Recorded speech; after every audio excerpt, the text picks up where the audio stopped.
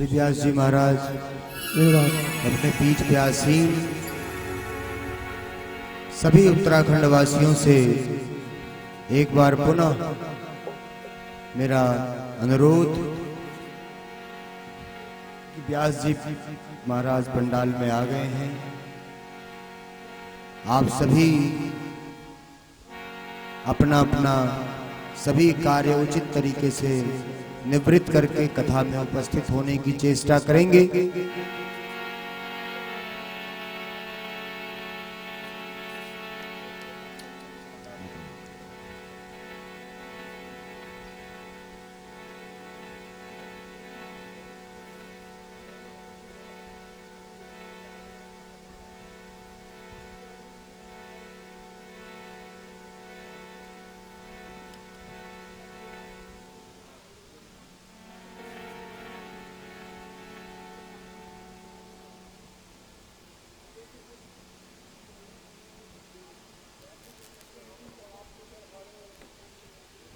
सृष्टनुब्रवसै मयि देवैतञ्जदायो पुनन्तु मा देवजनाः पुनन्तु मनसादियः पुनन्तु विश्वाभूतानि जातवेदः पुनेहि मा हरिः ॐ नमोऽस्तुनन्ताय सहस्रमूर्ते सहस्रपादाक्षसरोरभावे सहस्रनाम्ने पुरुषाय शास्ते सहस्रकोटियुगधारण्ये नमो नमः।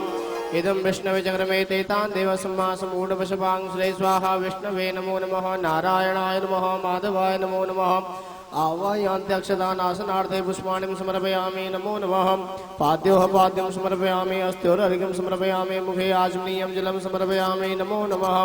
हरिः ॐ त्वां गन्धर्वाखनस्वामीन्द्रस्वा बृहस्पतिः त्वामोघते सोमो राजा विद्वान् ददमादमुच्यतां गन्धद्वारां दुरादर्शां नित्यपुष्टां गणेशनीं ईश्वरीं सर्वभूतानां ताम्योपपुरेश्यम् ओखदेः प्रतिमोखदं पशुपतिः प्रसूवरी वासुनः पारश्नवः माल्यादीनि सुगन्धीनि मालित्यादीनि वै प्रभो मया हितानि पुष्पाणि पूजार्थं प्रतिगृह्यतां पुष्पमाल्यायां समर्पयामि नमो नमः। नैवेद्यं निवेदयामि नमो नमः। नाभ्य आसीदन्तरिक्षं सहिष्णुद्यौः समर्थता पदव्यहं मृति सह श्रोत्रादतः लोकान् कल्पयन् त्वदीयं वस्तु गोविन्दं तुभ्यमेव समर्पयेत् गृहाणात् गोभूतः प्रसीद परमेश्वरः। नारायणाय नमः। श्रीरामचरणकमलेभ्यो नमो नमः। नैवेद्यं निवेदयामि सफलताम्बूलपीठिकायां समर्पयामि दिव्यदक्षिणायां समर्पयामि हिरण्यगर्भः समर्थदाग्रे भूतसजातः पतिरेकासीत् सदाधारमृतमिन्द्यामदेम कस्मै देवाय विकाविधेम दिव्यदक्षिणायां समर्पयामि हस्तेन पुष्पाणिं धृत्वा अदध्यायेध्यानं ॐ वंशी विभूषितकरा नवनीलदावान् पीताम्बरादरुणबिम्बफलादरोष्टाम् पूर्णेन्दुसुन्दरमुखादरविन्दुनेत्रान् कृष्णात् परं किमपि तत्त्वमहं न जामि। नारायणाय नमो नमः। ध्यानं समर्पयामि नमः। नेन कृतेन भगवते श्री नारायण देवता पूजनेन प्रीयन्तां नमः। तत्सत् श्री ब्रह्मार्पणमस्तु। सत्यासन्तुष्यमानस्य कामः। ओम श्रीरामचरणकमलेभ्यो नमो नमः। आवायान्त्यक्षतान् समर्पयामि नमः। आसनार्थे पुष्पाणिं समर्पयामि। श्री सीतापतये नमो नमः। लक्ष्मणाय नमो नमः। पवनसुताय नमो नमः। आवायान्त्यक्षतान् समर्पयामि। पाद्योः पाद्यं समर्पयामि। हस्त्योरर्घ्यं समर्पयामि। मुखे आचमनीयं जलं समर्पयामि नमो नमः। नैवेद्यं निवेदयामि नमो नमः। नमस्करोमि नीलाम्बुजगश्यामलकोमलाङ्गं सीतासमारोपितवामभागं पाणौ महासागजारुजापं नमामि रामं रघुवंशनाथं मनोजवं मारुततुल्यवेगं जितेन्द्रियं बुद्धिमतां वरिष्ठं वातात्मजं वानरयूतमुख्यं श्रीरामदूतं शरणं प्रपद्ये। श्रीरामचरणकमलेभ्यो नमो नमः। हं हनुमते नमः। श्री तुलसीदासाय नमो नमः। ध्यानार्चनार्थे नमस्कारान्ते मंत्रपुष्पाञ्जलिं समर्पयामि नमो नमः। अनेन कृतेन यथाशक्ति पूजनेन श्रीरामचरण पूजनेन प्रियन्तां नमः। तत्सत् श्री ब्रह्मार्पणमस्तु नमो नमः। अथ व्यास पूजनम्। हनुमते नमो नमः आवायान्ते अक्षतान् समर्पयामि नमो नमः अक्षतान्ते अक्षतान् समर्पयामि आसनार्थे पुष्पाणिं समर्पयामि ओकदेहि प्रतिमोखदं पुष्पतेः प्रसूवरि विवासुनः पारैष्णवः हनुमते नमः नैवेद्यं निवेदयामि श्रद्धाभावेन दिव्यदक्षिणायां समर्पयामि नमो नमः हनुमते नमो नमः उपरान्तेः ध्याये ध्यानं अतुलितबलधामं हेमशैलावदेहं धनुजवनकृशानं ज्ञानिनामग्रगण्यं सकलगुणनिधानं वानराणामधीशं रघुपतिप्रियभक्तं वातजातं नमामि हनुमते नमो नमः ध्यानार्चनार्थे नमस्कारान्ते मन्त्रपुष्पाञ्जलिं समर्पयामि नमो नमः श्रीव्यासपूजनं नमोऽस्तुनन्ताय सहस्रमूर्ते सहस्रपादाक्षिशिरोरबाहवे सहस्रनाम्ने पुरुषाय शाश्वते सहस्रकोटियुगधारणे नमः व्यासाय विष्णुरूपाय ते नमः नमस्ते गणरूपाय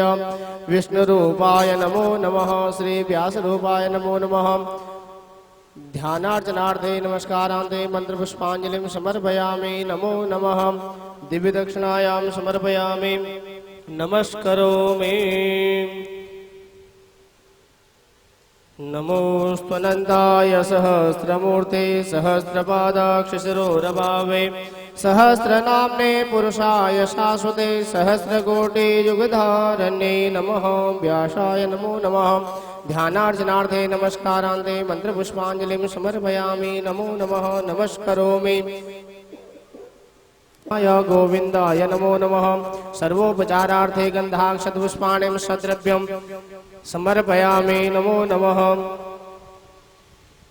हरिः ओम सहस्रशीर्षः पुरुषः सहस्राक्षः सहस्रपादः सभूमिगुं सरदुष्टा त्यातिष्ठदशाङ्गुलं भद्रं कर्णेभिः शृणुयाम देवा भद्रं पश्येम क्षौर्ययत्राः स्थिरैरङ्गे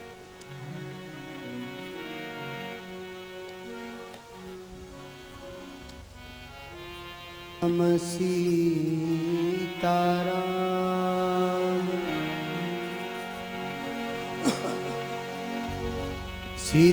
सीताराम कहिए जाहि विधि राखे राम ताहि विधि रहिए सीताराम सीताराम कहिए जाहि विधि राखे राम ताहि विधि रहिए सीताराम सीताराम कहिए जाहि विधि राखे राम ताहि विधि रहिए सीताराम सीताराम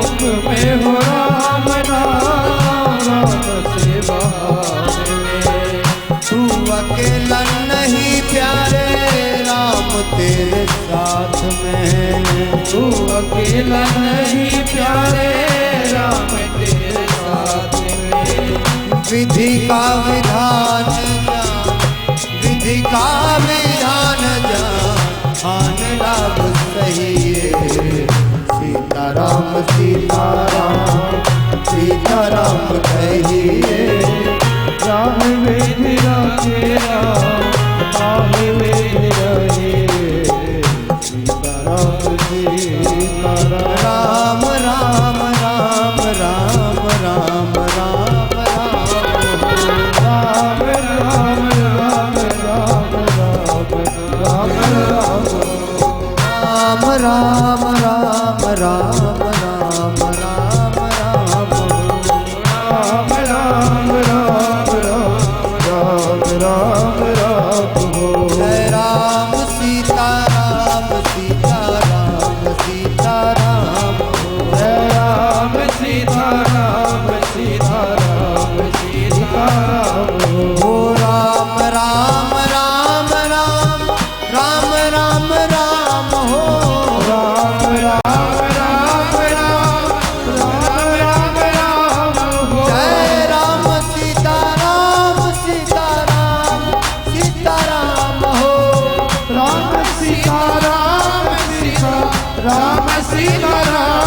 राम राम राम राम राम राम राम हो राम राम राम राम राम राम हो सीताराम सीताराम सीताराम कहिए जाहि विधि नाथे राम ताहि विधि रहिए सीताराम सीताराम सीताराम कहिए जाहि विधि राखे राम जाहि विधि राखे राम ताहि विधि रहिए सीताराम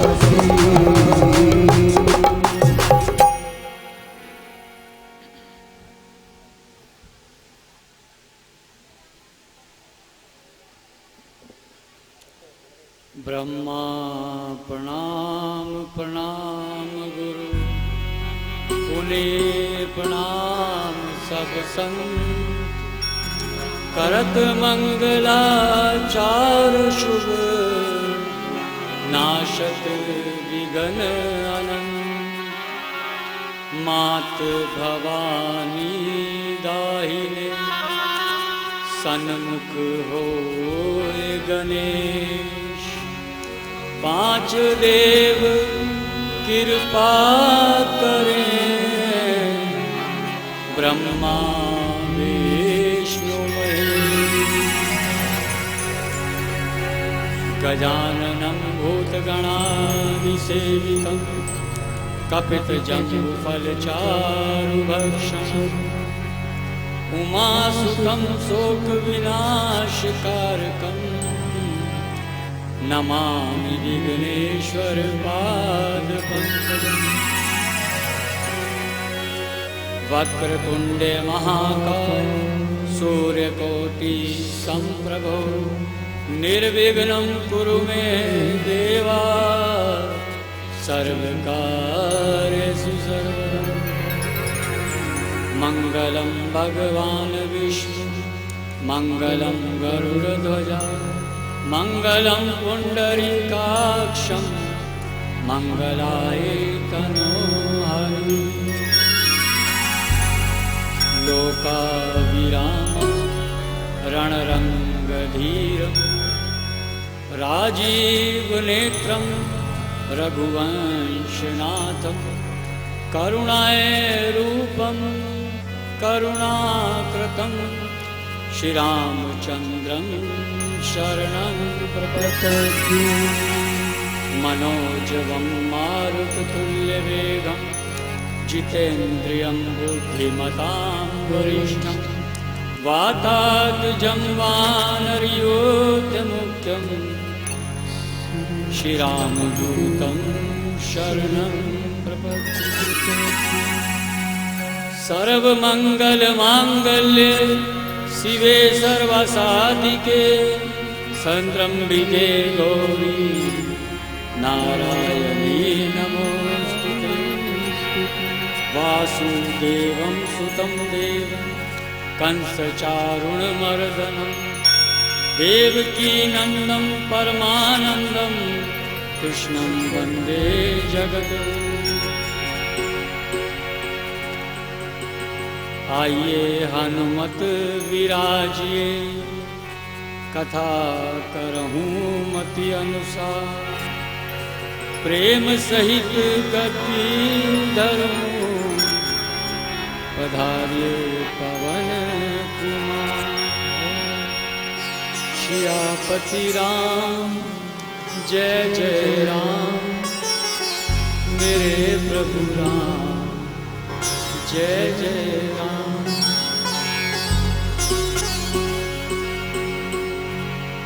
श्री राम जय राम जय जय राम जय राम जय राम जय जय राम जय सिया राम जय सिया राम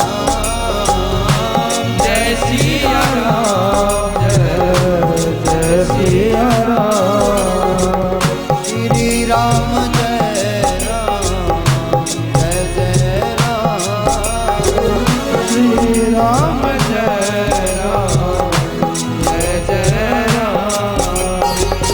कई सुता सुमित्रा दो, सुंदर सुत जन्मत भयो, वह सुख संपत्ति समय समाजा, कहि न सकहि नारद रहि राजा, अवधपुरी सो है यही भांति, प्रभु ही मिलन आई जन राति, एक भानु जन मन सक जानी, कदप बनी संध्या अनुमानी, अगर धूप बहु जन अंधियारी, उड़े अबीर मनहु अरुणारी, मंदिर मन समझो जन तारा, तृप्ति कलश सोई दारा, श्री राम जय राम जय जय राम, राम श्री राम जय राम जय जय राम, भवन वेद युनि अति मुतवानी, जन भग मुकर समय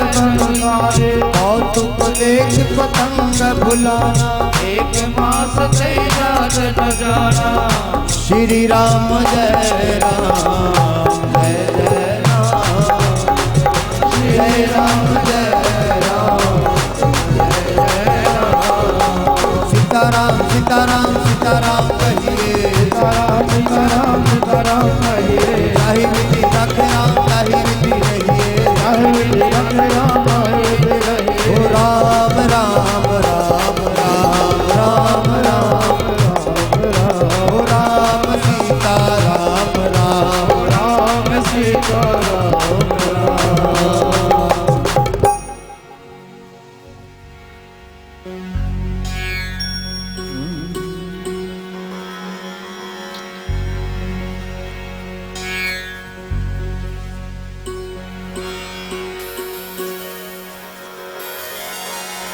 हम व्यासपीठ से सभी माताओं को प्रणाम करते हैं।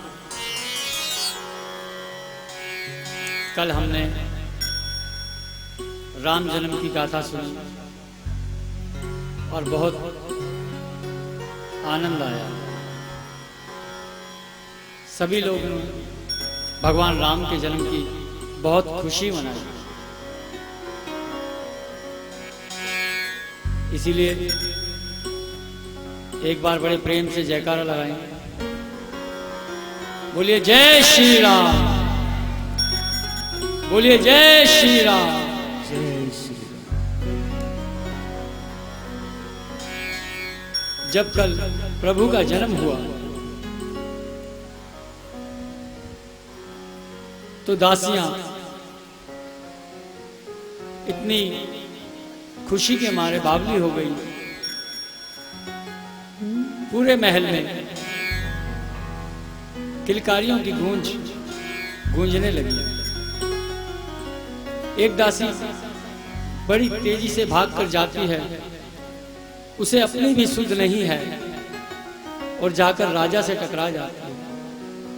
उसे देखते ही वो घबरा जाती है और हाथ जोड़कर कहती है कि महाराज आपके पुत्र हुआ है। राजा लोग बड़े दयालु थे। महाराज ने अपने गले की मणियों की माला निकाल कर दासी को दी कि तुमने मुझे बहुत अच्छी खुशखबरी सुनाई है। महलों में खुशहाली ही खुशहाली है। चारों ओर अगरबत्ती, गुलाल, चंदन की महक आ रही है। हर तरफ बधाइयां गूंजने लगी, मंगल गीत होने लगे। चारों तरफ ऐसा वातावरण हो गया कि भगवान सूर्य 1 महीना तक वहां रहे, रात्रि होने ना पाई। भगवान सूर्य भी अपने रथ को रोककर खड़े हो गए और 1 महीने तक दिन ही दिन रहा, रात्रि हुई नहीं। भोले बाबा कहने लगे मां पार्वती कि देवी, इस गाथा के बारे में जो मैंने आपको बताया है, इसका भेद कोई भी नहीं जानता। मैं और गरुड़ जी हम लोग भी वहीं उस समाज के बीच में खुशियां मना रहे थे। खुशी में कोई हमें पहचान नहीं रहा था।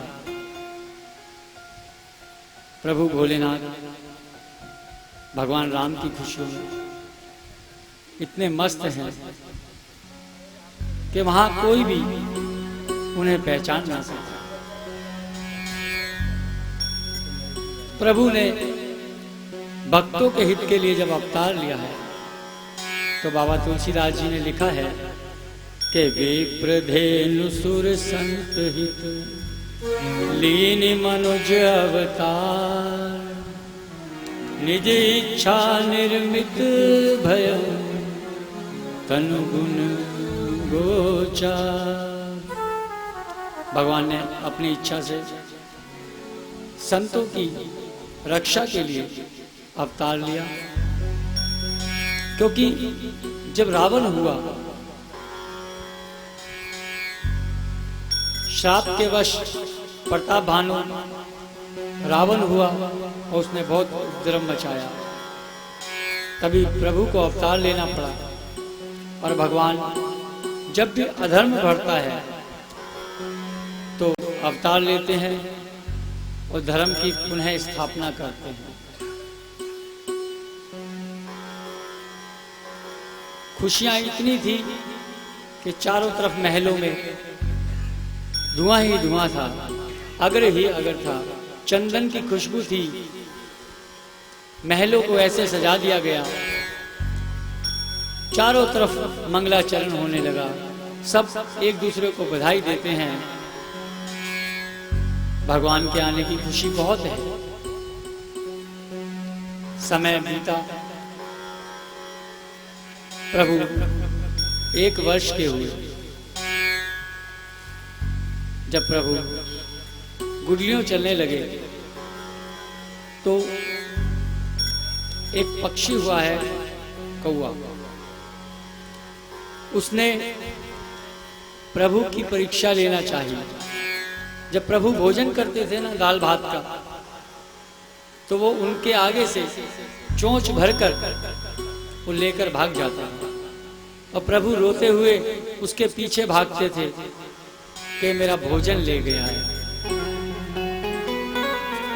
उसे मजा आता था। उसे लगा कि लोग कह रहे हैं कि प्रभु ने अवतार लिया है और ये तो रो रहे हैं। अगर ये प्रभु हैं तो ये ऐसा क्यों कर रहे हैं?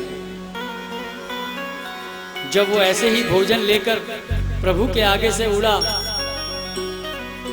प्रभु ने अपना हाथ ऐसे करके पकड़ने के लिए उसे छोटे छोटे पांव से उसके पीछे भागे तो कौवा बहुत तेजी से उड़ा। प्रभु तो वहीं थे। कौवा जब भी पीछे मुड़ के देखता था तो प्रभु का हाथ उसे दिखाई देने लगा। वो भागते भागते पूरे ब्रह्मांड में चक्कर काट आया। भगवान का हाथ उसके पीछे था। जब वो ब्रह्मा के पास गया कि मुझे बचाओ, प्रभु मुझे नहीं छोड़ेंगे, ब्रह्मा ने कहा कि भगवान से बचाना हमारा काम नहीं है, उनसे तुम्हें कोई नहीं बचा सकता। कौवा शंकर जी के पास गया। जब सारे जहां में भटक लिया, सब जगह भाग लिया, तो कौवा जो वापस राजमहल में वापस प्रभु के पास आ गया कि प्रभु की शरण में चला जाऊं तभी मेरा उद्धार है। तो जैसे ही कौवा वापस राजमहल में आया, प्रभु ने एक आवासी ली, एक श्वास ऐसी खींची कि कौवा जो है प्रभु के मुख द्वारा उनके पेट में चला गया। कौवा बहुत समय तक प्रभु के पेट में रहा। कौवे ने प्रभु के पेट के अंदर तीनों लोक देख डाले, भूमि, आकाश, समुंदर, पूरा ब्रह्मांड देख डाला। और प्रभु ने जब उसे बाहर निकाला तो प्रभु के लिए तो वो क्षणिक मात्र था और कौवे के लिए वो हजारों वर्ष थे जो उनके मुख में रहा। तब प्रभु से उन्होंने विनती की कि महाराज, मैंने आपके पेट में सारा ब्रह्मांड देखा, आप सर्वस्व हैं, सब कुछ आप में ही व्याप्त है। प्रभु मुझे ऐसा वरदान दीजिए कि जिससे मैं सदैव आपकी भक्ति करूं। प्रभु ने कहा तथास्तु, कौवे को वरदान दे दिया। आपको पता है वो कौवा कौन था? वो कौवा था काकभुसुंडी जी, जिसका हम लोग कोई पूजा पाठ, कोई कर्म करते हैं तो गाय के लिए रोटी निकालते हैं, एक कुत्ते के लिए निकालते हैं, और एक अग्निदेव के लिए निकालते हैं, और एक कौवे के लिए निकालते हैं। वो काकभुसुंडी जी हैं जिन्हें सदैव प्रभु का सिमरन रहता है। जब गरुड़ जी को शंका हुई थी तब उनकी शंका भी दूर काकभुसुंडी जी ने की थी। ऐसे ही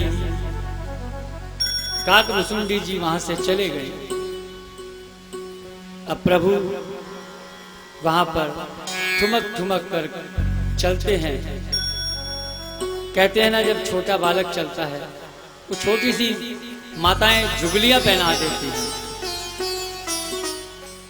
पीला सा एक कपड़ा लंगोटी सी बांध देती हैं, पाँव में छोटी छोटी पजेब पहनी है, और ठुमक ठुमक करके जब मेरे प्रभु चलते हैं तो राजा जी बड़े प्रेम से उन्हें देखते हैं और खुशी के मारे इतने भाव आतुर हो जाते हैं कि आंखों में आंसू आ जाते हैं। रानी बड़ी खुश होती है प्रभु को देखकर।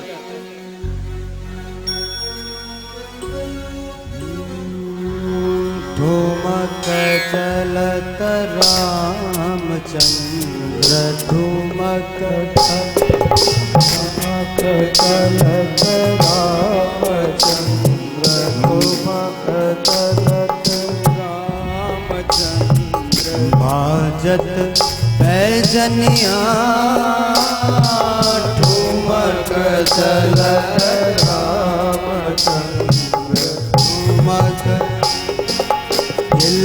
खिलखिलात उठत धाया, गिरत भूमि लट पटाया, खिलखिलाए उठत धाया, गिरत भूमि लट पटाया, हाय माय गोद लेत, हाय माय गोद लेत, दशरथ की रनिया, ठुमक चलत रामचंद्र, भाजत पैजनिया, ठुमक चलत रामचंद्र, ठुमक।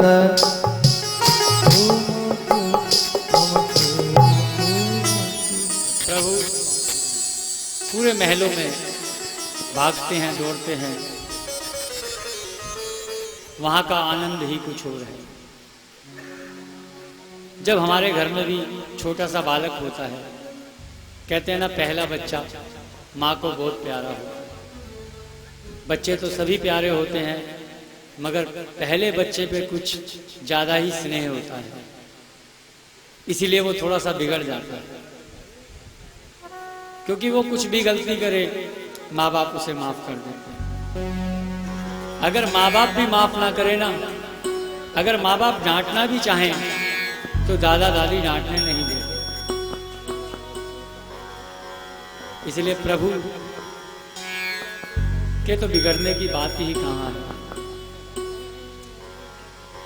तब राजा ने ऋषि वशिष्ठ जी को बुलाकर कहा कि इनका नाम संस्कार किया जाए।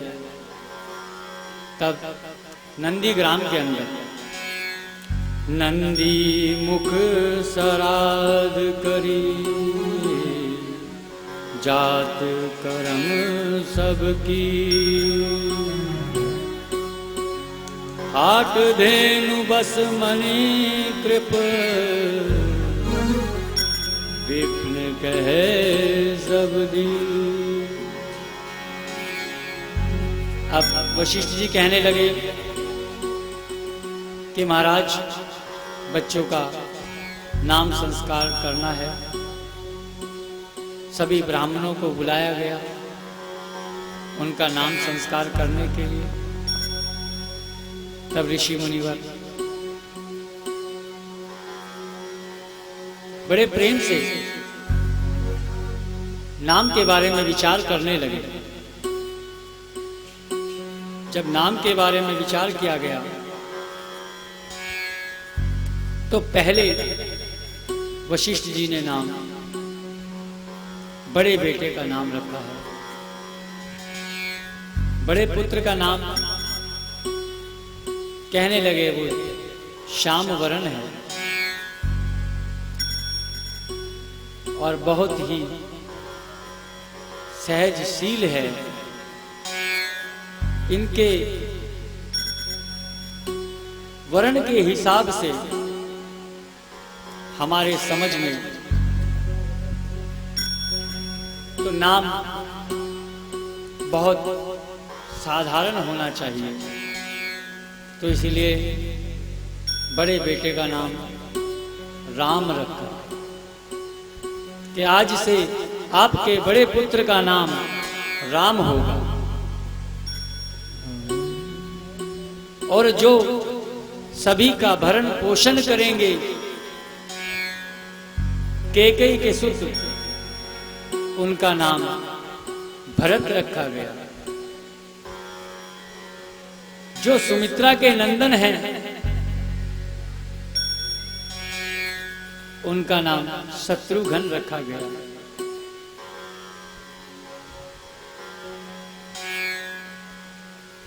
उसके बाद जो गौरवर्ण हैं, थोड़े से क्रोधी हैं, उनका नाम लक्ष्मण रखा गया। चारों भाइयों का नाम संस्कार किया गया। प्रभु मर्यादा पुरुषोत्तम है ना, जैसे जैसे बड़े होते चले गए, भाइयों में आपस में परस्पर ऐसा प्रेम हुआ कि राम जी ने जो कृपा की, तो प्रभु की तरह उनकी भक्ति करने के लिए लक्ष्मण जी ने राम जी के चरण पकड़ लिए। लक्ष्मण जी सदैव राम जी के साथ रहने लगे और शत्रुघ्न जी का प्रेम भरत जी के चरणों में हो गया। जैसे एक मालिक का होता है, लक्ष्मण जी राम जी की हर तरह से सेवा करते। जैसे ही प्रभु बड़े होने लगे, पिता ने सोचा कि अब बालक बड़े हो गए हैं तो इन्हें विद्या पढ़ने के लिए गुरु के आश्रम में भेजा जाए। कहते हैं ना, जिनका नाम लेने से ही मां सरस्वती खुद चली आए, उन प्रभु को भी गुरु के पास विद्या ग्रहण करने के लिए जाना पड़ा। जब प्रभु गुरु के आश्रम में गए विद्या ग्रहण करने के लिए, तो प्रभु ने वहां पर एक राजाओं की तरह जीवन नहीं व्यतीत किया। गुरु जी के लिए वन से लकड़ियां भी काट कर लाए, उनकी गायें भी चराई, हर तरह की सेवा की। और कुछ ही समय में प्रभु ने सब विद्या ग्रहण कर ली। विद्या ग्रहण कर प्रभु ने बाल लीलाएं करते हुए पुनः वापस अपने घर आए। जब प्रभु अपने घर आए, आकर तनिक भी विश्राम भी नहीं किया था। वहां पर जब विश्वामित्र जी को पता चला कि प्रभु ने अवतार ले लिया है, तो विश्वामित्र जी के मन में विचार आया कि मैं जाकर प्रभु के दर्शन करूं। तो विश्वामित्र जी प्रभु के दर्शन करने के लिए राजमहलों की तरफ चल पड़े। जब राजा के यहां पहुंचे, राजा को पता चला कि महामुनि विश्वामित्र जी आए। राजा ने कुछ समाज के व्यक्तियों को लिया, गुरु वशिष्ठ जी को लिया और विश्वामित्र जी को लेने के लिए चल दिया। उन्हें लेकर आए, अपने महलों में बड़े प्रेम से रखा और पूछा कि प्रभु आपके आने का कारण क्या है।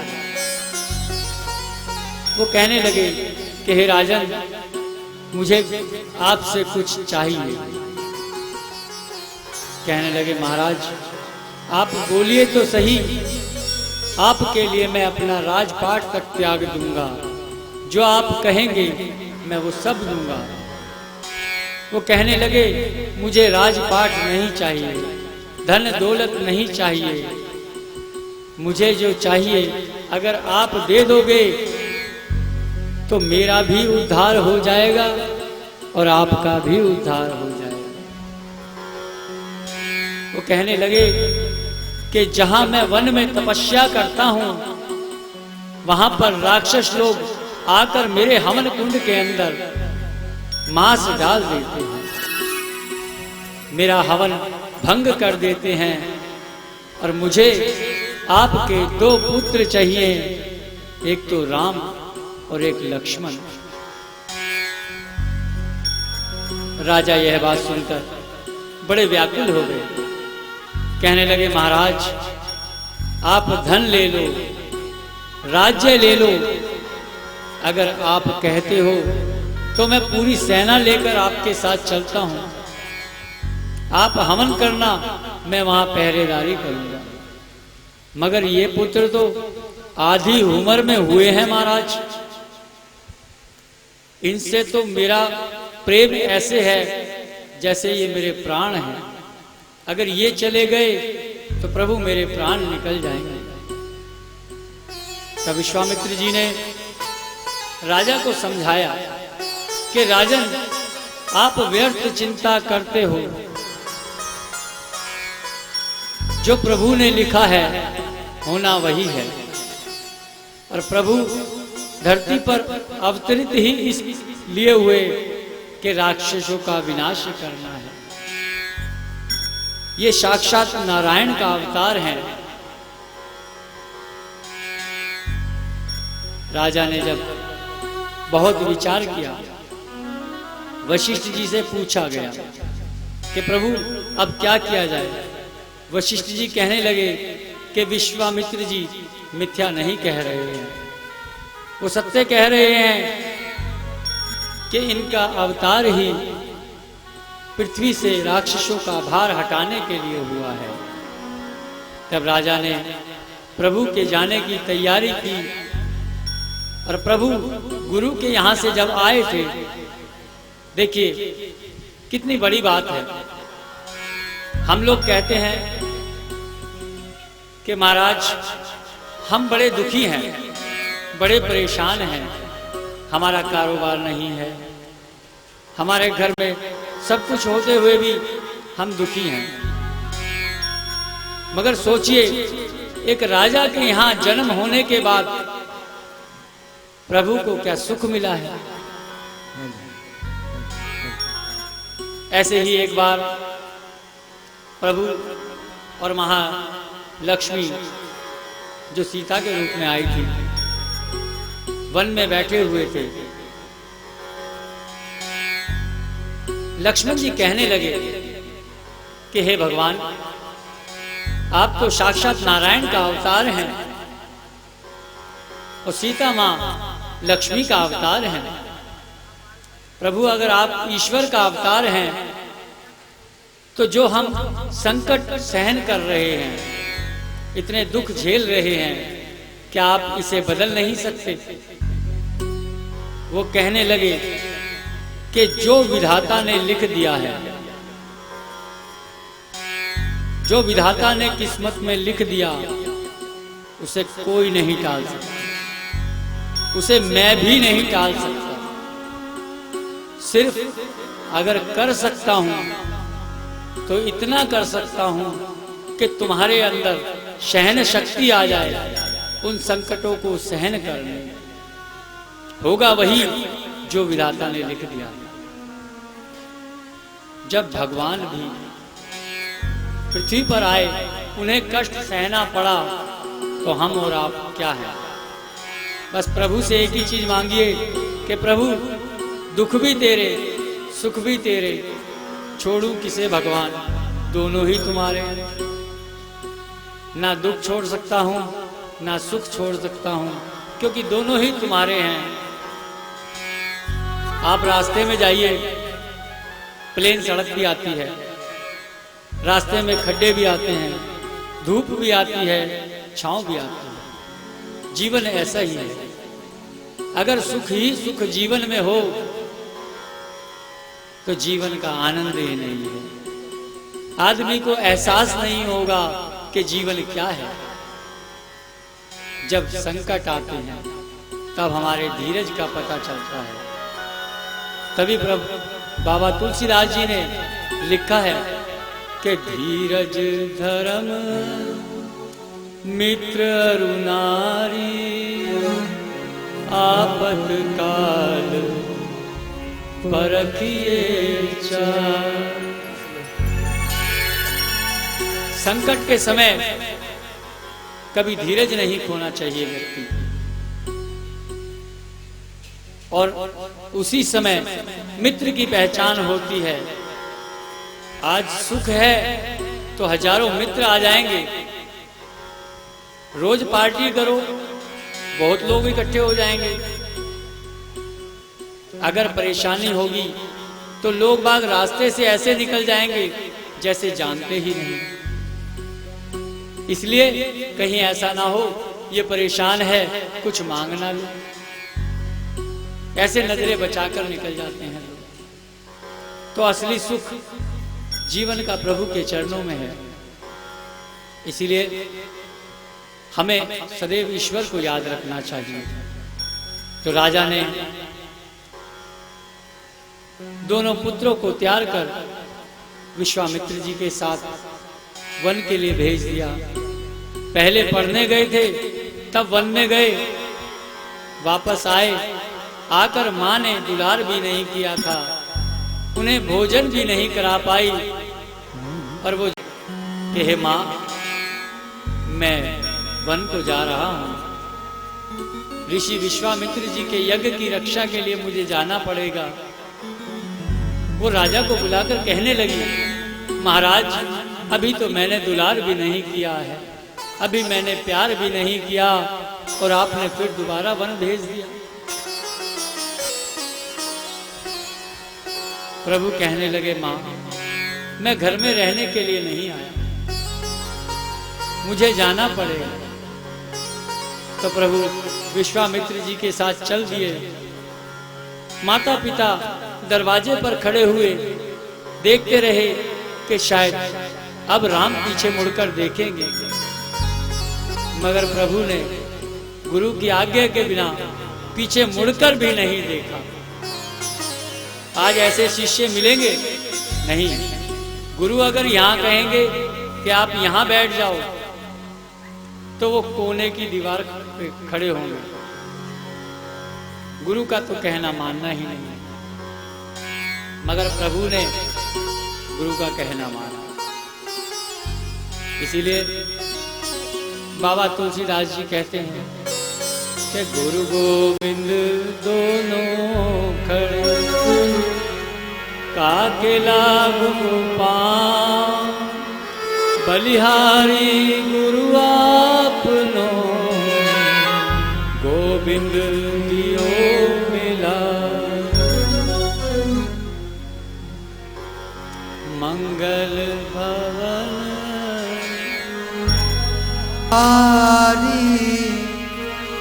द्रवहु सुदशरथ अजीर बिहार दीन दयाल बिरद संहारे हरहु नाथ सकल भारी अरुण नयन उर्बाहु विशाला नील जलज तनु तमाला सतीपत कसे परमाता रुचि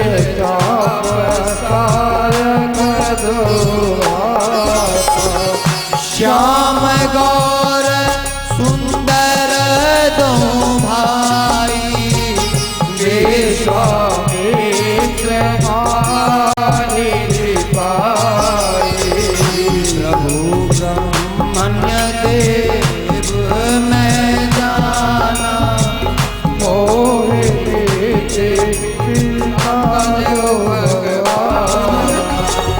चले जात मुनि दीन दिखाई सुनि क्रोध कर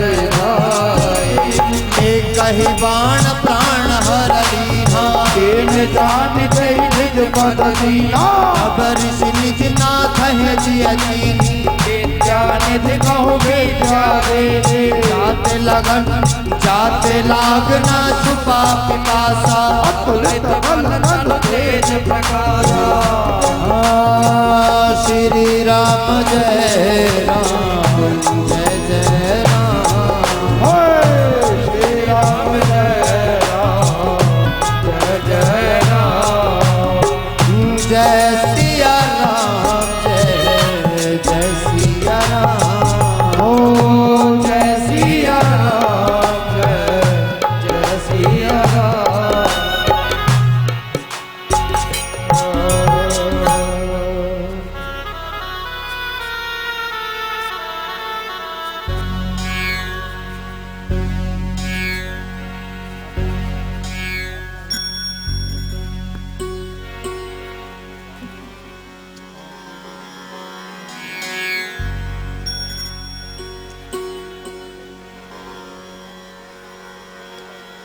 तो प्रभु जब विश्वामित्र जी के साथ चले हैं तो रास्ते में जाते हुए विश्वामित्र जी ने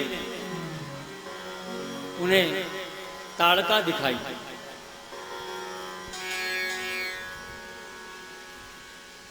चले जात मुनि दीन दिखाई सुनी ताड़का क्रोध करिया एक ही बाण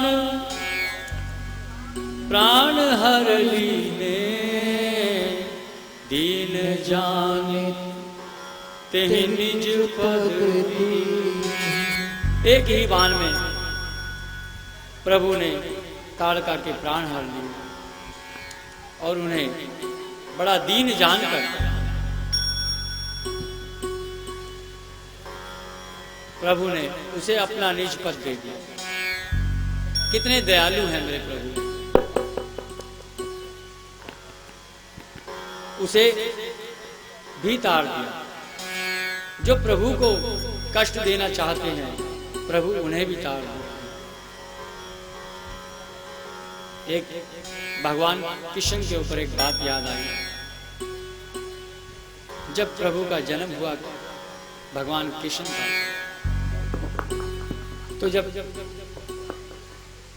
उन्हें मारने के लिए भी बहुत प्रयास किया गया, तो एक बार उन्हें पूतना मारने आई।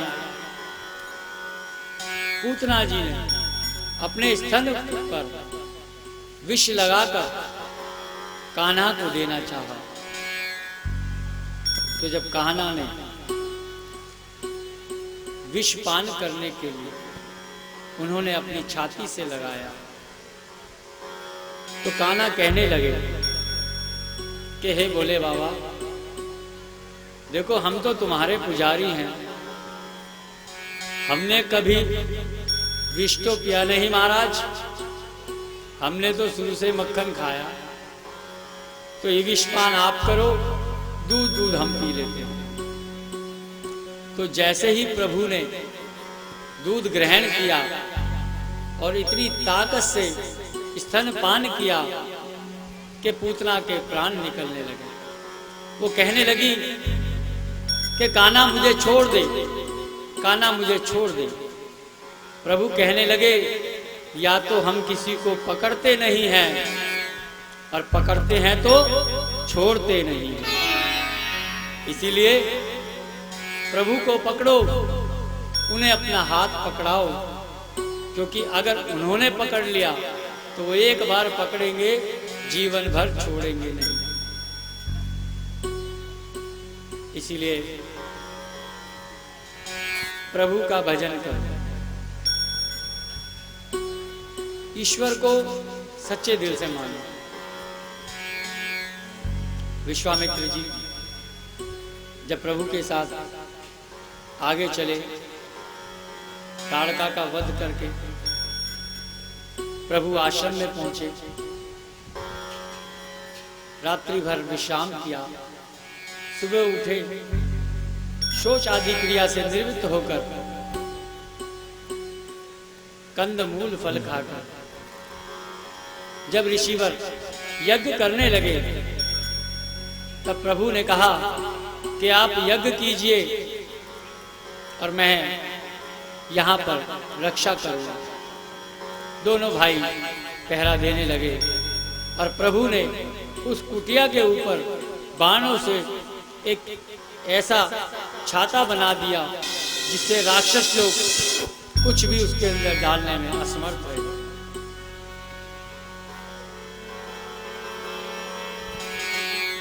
ऋषि यज्ञ करते रहे, पूजा पाठ जब तक होम चलते रहे। एक दिन ऋषिवर कहने लगे, क्या हम तुम्हें इस वन की एक गंगा जी है वहां पर लेकर चलते हैं। जब प्रभु गंगा के तट पर गए, वहां उन्होंने स्नान किया। स्नान कर प्रभु ने जब पूछा कि महाराज ये गंगा जी कहां से आए, तो ऋषिवर हंसने लगे, कहने लगे, प्रभु आप भी अच्छा मजाक कर लेते हो। ये जग पावनी गंगा है जो आपके चरणों से ही निकली है। कहने लगे कि ये पृथ्वी पर किस कारण से आई है। कहने लगे, आपके पूर्वज भागीरथ जी गंगा को पृथ्वी पर लेकर आए थे, क्योंकि उस समय एक राजा हुए हैं, उनके 10,000 पुत्र की मृत्यु हुई थी श्राप के कारण। किसी मुनि का अपराध किया था, उन्हें श्राप मिला। वो 10,000 पुत्र रात्रि में सभी राजाओं को जो उनके परिवार के थे उन्हें दिखते थे और कहते थे कि हमारी गति करो, हमारी गति करो। तब भागीरथ जी ने बहुत तपस्या करी और तपस्या करके गंगा जी को प्रसन्न किया। जब गंगा जी प्रसन्न हो गई, गंगा जी कहने लगी कि भागीरथ जी मैं तो प्रकट हो जाऊंगी, मगर मेरा वेग इतना तेज है, जैसे ही मैं पृथ्वी पर आऊंगी पृथ्वी फट जाएगी और मैं पाताल में चली जाऊंगी। तो भागीरथ जी कहने लगे कि माँ आपको तो चलना ही पड़ेगा। अब मुझे बताइए कि मैं क्या करूं। गंगा जी ने कहा कि मैं आ तो सकती हूं, उसके लिए तुम्हें भगवान शंकर को प्रसन्न करना पड़ेगा। अगर भगवान शंकर चाहेंगे तो मैं पृथ्वी पर आ सकती हूं। तब भागीरथ जी ने भगवान शंकर का बहुत तप किया। तप करने के बाद जब प्रभु प्रसन्न हुए तो भागीरथ से पूछा कि आप क्या चाहते हैं। भागीरथ कहने लगे कि प्रभु मैं गंगा को लाना चाहता हूं। और गंगा जी कहती हैं कि मेरा वेग इतना तेज है कि मैं पाताल में चली जाऊंगी, इसीलिए हमें आपकी जरूरत है। आपको गंगा जी को संभालना पड़ेगा। तो प्रभु ने कहा कि आप गंगा जी को जाकर कह दो कि वो आ जाएं, अपने पूरे वेग से आएं, हम तैयार हैं। जैसे ही गंगा जी वहां से चली है, भगवान शंकर पृथ्वी पर खड़े हैं और भगवान शंकर ने अपनी जटाओं के अंदर गंगा जी को समाहित कर लिया। जब गंगा जी को समाहित किया तब प्रभु ने निर्मल धारा करके गंगा जी की जो अपनी जटाओं से निकाली है और गंगा जी बह चली। बोले गंगा मात की, बोले शंकर भगवान की। गंगा जी प्रभु से हंसकर कहने लगी कि जीजा जी, मैंने कहा था मैं साली हूं, एक दिन तुम्हारे सर पर चढ़कर बोलूंगी, तो आज तुम्हारे सर पर बैठी हूं। क्योंकि पार्वती की 27 बहनें हैं।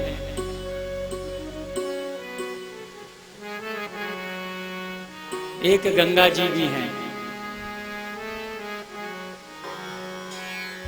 तब गंगा जी निर्मल धारा भाई। तब गंगा जी ने कहा कि भागीरथ, जहां जहां तुम चलोगे मैं तुम्हारे पीछे चलूंगी। तब भागीरथ जी रथ पर आगे आगे चले हैं और पीछे पीछे गंगा मैया चली है और भागीरथ जी चलते चले गए और गंगा जी उनके पीछे चलती चली गई। जहां जहां भागीरथ गए वहां वहां गंगा गए। आज हम लोग गंगा में स्नान करने तो जाते हैं, मगर गंगा की पवित्रता को स्वच्छ नहीं रहने देते। लोग वहां गंगा के अंदर बहुत कुछ उल्ट सुल्ट सामान फेंक देते हैं। कहते हैं कि जिसने गंगा को मां समझा है वो उसे आशीर्वाद देती है, और जिसने एक आम नदी की तरह माना है उसे बहा भी लेती है। इसीलिए गंगा को गंगा की तरह पवित्र रहने दो। मां तो मां है, सबका कल्याण करने आई है। ऐसे ही एक बार जब अज्ञातवास अर्जुन जी काट रहे थे, तो जिनके यहां वो नौकरी करते थे उनकी मां कहने लगी, वो अर्जुन नहीं कहती थी, वो कहती थी अर्जुन, कि अर्जुन गंगा का मेला लगा हुआ है, तू मुझे स्नान करा लाएगा। कहने लगे हाँ मां, मैं स्नान करा लाऊंगा। जब वो गंगा जी का स्नान करने गई तो जहां गंगा जी थी वहां पर कहने लगी अर्जुन मैं स्नान कर लूं। कहने लगे भैया नहीं, यहां गंगा जी है ही नहीं। थोड़ी और आगे गई, कहने लगी अर्जुन यहां तो स्नान कर लूं, साफ पानी है, गंगा जी है। कहने लगे नहीं, यहां स्नान नहीं करना। बहुत दूर चलाकर ले गया। जब आगे एक छोटा सा खड्डा था उसमें गंदा पानी, कीचड़ भरा। उन्होंने वहां जाकर उस मैया को धक्का दे दिया कि मैया यहाँ नहा ले, यहाँ गंगा जी है। मैया जब पानी में गिरी, सारी साड़ी कीचड़ में हो गई। उन्हें बहुत क्रोध आया। वो अर्जुन को गालियां देने लगी कि तूने ऐसी जगह ले जाके गिरा, मेरे कपड़े भी खराब कर दिए। जब वो घर पहुंची तो साहूकार को कहने लगी कि ऐसे मूर्ख के साथ भेजा, गंगा में स्नान तो करने नहीं दिया, जाकर मुझे कीचड़ में फेंक दिया। उसने कहा मैया तू गंगा में ही स्नान करके आई है, जो तूने साड़ी उतार कर पन्नी में रखी थी, थैली में रखी थी, उस साड़ी को निकाल तो सही। और जब उस मैया ने वो गंदी साड़ी थैले से निकाली और निकालकर झाड़ी, तो उसके अंदर से झरझर कर सोने के सिक्के गिरने लगे। कहते हैं जहां ज्यादा पब्लिक होती है ना, वहां भगवान नहीं होती, क्योंकि भगवान को भी एकांत चाहिए। आप देखें गंगा में बहुत लोग स्नान करते हैं, माताएं बहनें भी स्नान करती हैं, मगर अपनी मर्यादा को त्याग देते हैं हम लोग। इसीलिए हम लोग जब मंदिर भी जाते हैं, एक बात बहुत अजीब लगती है हमें। हम लोग मंदिर जाते हैं,